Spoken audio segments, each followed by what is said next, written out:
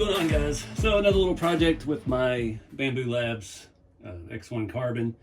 I've got a bunch of PLA I haven't used a whole lot. I do most of the RC stuff in ABS or ABS GF, and PLA is such a breeze to print compared to the ABS, the hazing it does on the glass and all of that jazz. So I just had a roll I needed to finish, and yeah, got into another little roll. I found this file on Cults 3D. I'll post a link in the video description.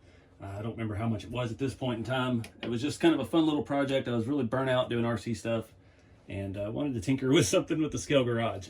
So I spent a lot of years in the, I don't even know what decade, the early 2000s. I worked for a big box home improvement store in their seasonal and garden areas. So I spent a lot of time in my life building racks like this in real life, opening new stores and redoing things every season for the holiday resets and things like that. And this one struck me a certain way because it goes together the same way. You've got cross beams, which on the ones we had weren't removable, but you started with the uprights and you just set the shelf heights and did everything. You used to have supports in here. This does have some pieces for that, but they don't fit underneath this. They're not made to work together. It was a really neat setup. It's supposed to kind of snap together with these little doodads here. Some of them won't stay, especially on the like that, the diagonal pieces. So the next step in this process, we've got everything printed. I think I made it too big, honestly, but I don't know where I'm going to put it yet. This is the only scale garage that's big enough, but I can see this stacked with, I've got some pallets and I've got bumpers and car parts and things like that that we can put on it. So I think it'll be cool. Something I've always wanted to have more shelving in the scale garage. So first thing we got to do is try to glue some of this together.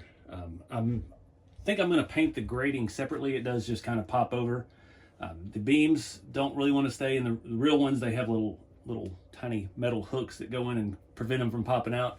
So we do need to add a little bit of attachment to some of this stuff. Right now it's all just built and setting. A lot of the little things have popped out from all the diagonal pieces. The ones on the straight pieces have stayed pretty well, but I just want to get it kind of permanent so we can take it out as one piece and paint it. I'm not sure, gray-ish of some sort. I don't know what paint I'm going to use yet. We'll have to look at the paint wall and figure it out, but I've got to get some glue on it. I did a bunch of research. Good Lord, I opened a rabbit hole with this 3D printing stuff. What glue is best for PLA? You would have thought I'd ask something controversial. Yeah, I've seen less argument on topics, politics, than I have on which glue to use on PLA. The general consensus is that I understood there's all kinds of stuff that'll work. People, depends on what you're using. People are using E6000, takes forever to dry. People are using regular super glues, takes forever to dry. Regular super glue with accelerator, which I do have, and I think that's what we're going to try.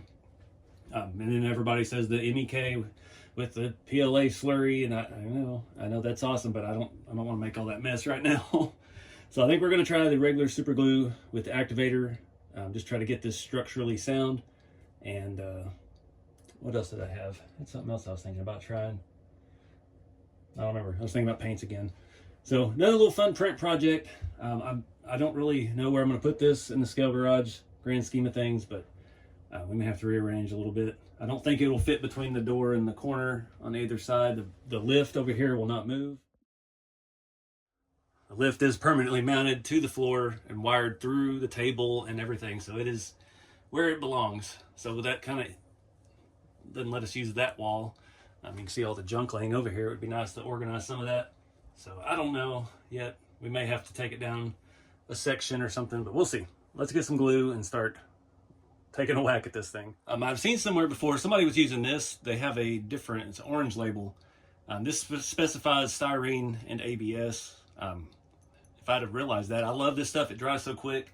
I use it for all my styrene projects. I would have printed this in ABS. I've got plenty of ABS rolls, and that would have made my life a lot easier because it brush applicate real super quick and easy. Not a big deal. So instead, I think we're gonna have to use some regular. This is the cyanocrylate.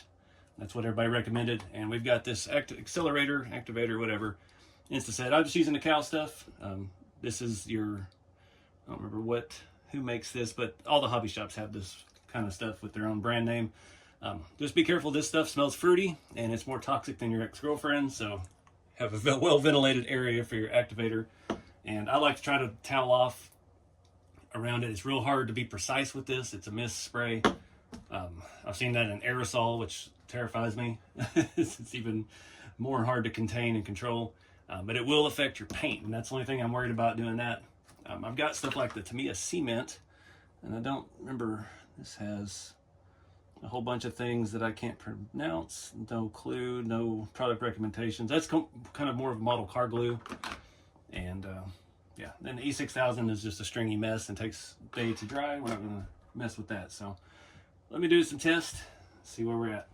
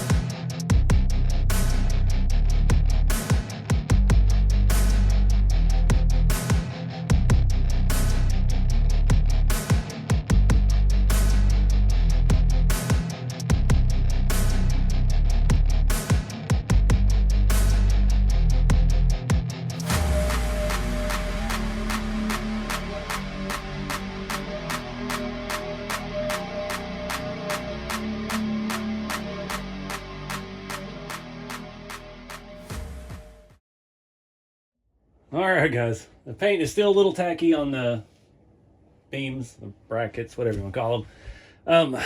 Had a lot of issues painting, of course, I always do. I painted the grates, this Tamiya Light Ghost Gray. This is a Tamiya aircraft color. These are AS paints. Super fine spray, super quick drying, really nice stuff. Took 2 cans to paint those on both sides to get in all the little grooves. Didn't really take that into consideration, how much work it would be to actually get paint on this, especially having the racking assembled. I started out, I used the SEM trim black, and that's supposed to be like a matte black. It used to work fantastic. The last 2 cans I bought were, I think they were $15, $16 a piece, and they've changed their label, and now it doesn't spray for crap. I give up on it. I put half a can on all of that. It just looked terrible. It was light spots, dark spots. It just wasn't covering it. It wouldn't even get close to where the glue was. Even though the glue had cured, it would not get anywhere near it. Kept running right off of it. So I just broke down and hit it with regular old Rust-Oleum gloss black. And it went right over all that mess and the glue and everything, and worked just fine. I went ahead and put the grating, the decking on while the paint was wet, just so it kind of dries to it, just to make the whole thing more rigid. I don't really care. It didn't affect anything. I'm sure the paint will look terrible underneath it, but the way these were in real life, the paint was terrible underneath all the decking, because you know, they'd been rebuilt and rebuilt so many times. Some have been repainted. They look terrible. So it's just the nature of the beast. Stocked it up with some scale stuff. Unfortunately, I only had 3 pallets, but that transmission and transfer case has been sitting on that pallet in this corner of the shop for years. So we finally got it at home. I just threw some scale stuff, of old rat rod cab. These are some awesome design bomber seats. The stuff that I was setting aside for the Forest Service truck. Some 5-gallon buckets of Rotella and Delvac. some scale tires, and this is a seat out of a Willys Jeep, some military generator looking things, the old doors off the 4Runner, and some axles off of something, some old Yoda axles. So it'll be something fun. I can kind of work it as I'm projects. I can store stuff on it, try to keep things organized a little bit, and it really tidies up that whole side of the shop. So that's where we're at with that. I'm happy with it. The paint smell is still very strong, so I'm going to shut down the shop and go to bed tonight. Let this place air out. So that wraps it up for me. Appreciate you guys watching. Any questions about these 3D printers, I'm happy to try and help. I'm still pretty new to filament printing at home, but yeah, this Bambu Carbon XC1 has been fantastic. Super easy to use. I've got an affiliate link below if you're looking at any Bambu stuff. It helps the channel out. They've been great partners through this. I was bored to death over the Christmas break and found this file on Cults, which will be a link to that below as well. And just was like, let's build some shelves. Why not? You can do anything with this stuff. It's crazy. I can't really do much 3D design. That's not my forte. So if you've got any kind of skill for that, it's the wave of the future, man. So have some fun with the hobby, guys. Check out the links below and keep it scaled. Bob's just gonna chill. He's been drinking water for like 3 weeks now. So see you guys in the next video.